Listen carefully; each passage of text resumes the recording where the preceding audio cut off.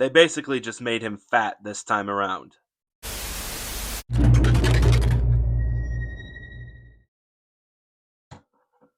What's going on, everybody? Republic Cinema here, and in this video, we're going to be taking a look at the Transformers Studio Series More Than Meets the Eye 86 Voyager class Preceptor. It's basically the same deluxe, but there are a few differences. I already mentioned that this was a Target exclusive, right? I do remember sometime last year when all of the leaked listings for Studio Series 2025 came out, and I believe Preceptor was part of the main line until it was eventually revealed that he was going to be part of the More Than Meets the Eye Target exclusive collection, I guess. In summary, he basically went from reissue to repaint. But this time around, he comes with a little more than just his pistol, and he sold for 35 bucks. So how is this newer version of the Studio Series Preceptor, you may ask? Well, before we take a closer look at the figure, let's take a closer look at where is it? The packaging. As you can see, it's the Voyager class size box art, and it does have the newer style size packaging. However, I believe this is the first time seeing the Voyager class box in the More Than Meets the Eye theme. On the front of the packaging, you get this pretty cool artwork of Preceptor, RAMHORN, and RATBAT. The rest is all the usual words, names, and logos. Same thing for the top of the packaging. On the left side of the box is a closer look at the artwork for Preceptor, and on the right is basically an extension to the artwork on the front. You turn to the back and you get a little more info of what you get inside, as well as the top left of the packaging displaying a look at what Preceptor looked like in the movie. I just realized these two were Decepticons and not Autobots. Wow. Anyways, that's enough of the packaging. Now moving back to the figure. To start off, the painting and sculpting is pretty good. I believe the only thing different from the original Studio Series Preceptor, aside from a lighter shade of paint, would be the fact that the chest is a little bigger, and I could be wrong, but I think the head sculpt might be a little different. Nice head sculpt, by the way. In terms of QC, I believe it's pretty much the same as the original, but for the joints on these legs right here, they are a little floppy for my copy. I did not mean for that to rhyme. Another thing different from the original is that this panel right here is completely made out of normal plastic and not clear, and there originally was a hollow gap on the back for the original Studio Series Preceptor, but this time around it's completely covered. The arms, on the other hand, not so much. For kibble, much like the original, this figure barely has any kibble except for maybe this, I guess. The cannon, I think it could be used as a cannon, is pretty accurate on the shoulder. I also forgot to mention that the Autobot logo, right smack in the middle, looks really nice. Overall, in terms of looks, I will admit the newer version of the Studio Series Preceptor does a much better job being cartoon accurate than the original. If I'm being honest with you, give any G1 figure a cartoon accurate paint app, and they'll obviously be miles better than the original.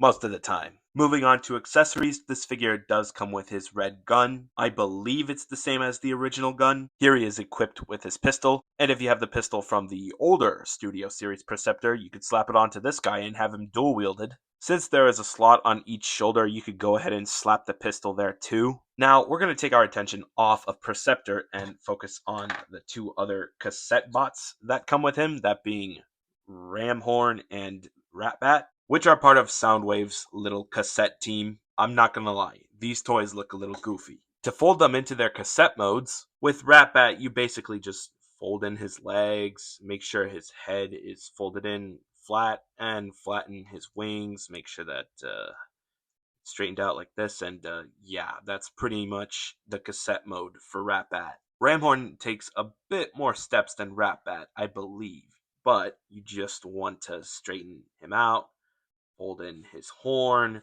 close in the head, and then basically just fold in his legs, starting with this one, and then, actually, no, it's the other way around, excuse me. You start off with the lower leg, and then close the top leg onto the other one. You do the same thing for the other side, and yeah, that's RAMHORN in his cassette mode. Going back to these little guys in robot mode form, they actually do come with their own accessories themselves, such as this thing for RAMHORN and this jetpack for RATBAT. For RAMHORN's accessory, you just slide it underneath and make sure that this tab connects onto that slot like so. Same thing for the other side, and yeah, there's RAMHORN equipped with missiles, I believe that's what they look like. For RATBAT, you have to take this piece out. For the jetpack, if you have the red piece like this, you might want to flatten it just a bit. And then the last thing you do is connect the slot with the tab, and you should have RATBAT equipped with the jetpack. By the way, you can also have Preceptor equipped with these accessories, and later down the line, the leader class Soundwave whenever he comes out next year. And that'll be all for accessories. Now moving on to articulation. The head is on a ball joint. There's also this panel that's connected to a hinge joint. I don't know if that counts. Ball joint at the shoulder, which allows for a full rotation at the arm and a shoulder bend. Bicep swivel, bend at the elbow. For the wrist, there's no wrist swivel, but you can move the wrist up and down, only it's connected onto something. Waist swivel, the legs can spread. The legs can also move forward and backwards. By swivel, the legs can also bend from side to side, but that's a transformation step. Bend at the knee, the front of the foot can move up and down. The foot is on a pivot joint.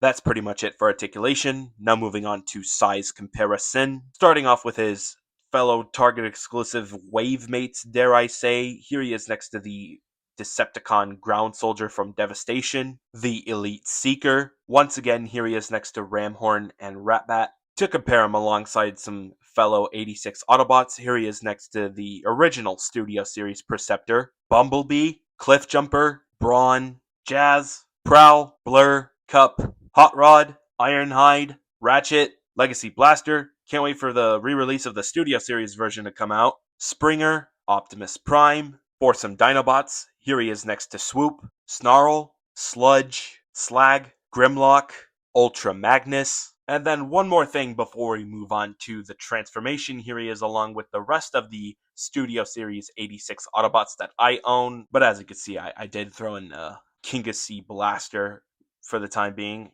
Cannot wait for that Studio Series one to come out.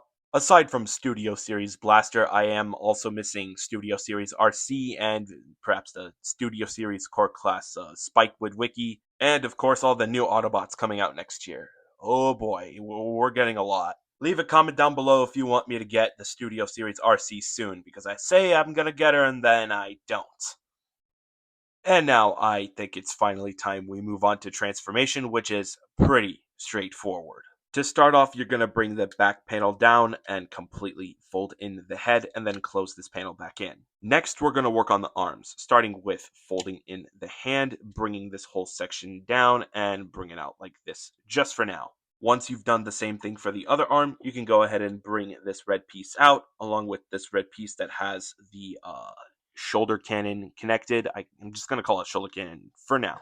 But what you're going to do is close the two in and then collapse the arms onto the rest of the folded in body. Next, we're going to work on the legs, starting with making sure that the feet are completely closed in all the way. Bring the whole leg out, rotate the leg upward from this piece all the way down, bring it forward, and then close this piece down. Don't forget to fold in the other leg, and then after that, what you're going to do next is bring this panel all the way down and then untab this, make sure it's facing that way. And here you have Preceptor in his alt mode. I always thought this alt mode was interesting, as I believe it was a mix between a telescope and a tank due to the treads. I just remembered this is the alt mode he was in during Optimus Prime's final moments. He was using his little telescope thing to take a closer look at the damages Prime dealt with. It must have sucked to tell all those Autobots that Optimus Prime, the leader of the Autobots, is dying. I'm not a big fan of the 86 movie as much as other people are, but I do appreciate how they kept it serious with that scene in a mediocre movie, dare I say. For weapon storage, you could either have the pistol stored on this side, or you could have it stored over here, or here. Again, if you have the pistol from the original, you could slap it onto this guy for double action. Okay, fine, dual wield sounds better. Also, in case you guys are wondering if you could somewhat turn this figure into its tank mode, not really. Or at least you can't have the slots tabbing onto these tabs right here due to the bigger chest, unlike the original, which has a smaller chest. Here's a comparison. Actually, here's another comparison, this time on the telescope-ish mode. I figured this comparison was appropriate. Anyways, be sure to leave a comment down below which one you like more. And I think that's pretty much it. I think that's all I had to say for the More Than Meets the Eye collection Transformers Studio Series Target exclusive Voyager class Preceptor, RATBAT, and RAMHORN. Overall, it's a nice 3-pack, dare I say, just thrown into a Voyager class box. If you already have the original Studio Series Perceptor, I don't see any reason to get this unless you really want the upgrade. But in case you missed out on that original, then yeah, I definitely recommend you pick this one up. If you are looking to pick this figure up, he is available over at Target.com, and I believe the stores as well, because I have seen him in stores. There was a full row of these figures on one Target that I went to. So hopefully you'll be lucky enough to find this guy out in the wild. Aside from that, I'm glad Hasbro is reissuing the Studio Series Blaster, as finding the Target exclusive one was a pain. I purposefully skipped out on that figure because I already had the Legacy version, but then I decided to get the Studio Series Blaster because I wanted to complete all of the 86 figures so I could do a whole bunch of reviews next year, which is going to be the 40th anniversary for Transformers the movie. So yeah, on that occasion, that was a big W for Hasbro. What was even better about this reissue is that not only did you have the option of pre-ordering this figure from Hasbro.com, but Amazon also had a pre-order option too, and as someone who orders a bunch of my Transformers from Amazon, I saw this as an absolute win. But anyways, Blaster is a story for another time, for another review. Can't wait for him to come out eventually. But what do you guys think of this new version of the Studio Series Preceptor? Do you like him? Are you going to pick him up? Do you not like him? Are you not going to pick him up? And with that being said, if you like what you saw in this video, be sure to slam that like button, share this with your friends as well, turn on post notifications so that way you don't miss another upload, let me know how I did in this review video, and most importantly, be sure to hit that big red subscribe button. And that's pretty much it. Thank you very much for watching. Teo!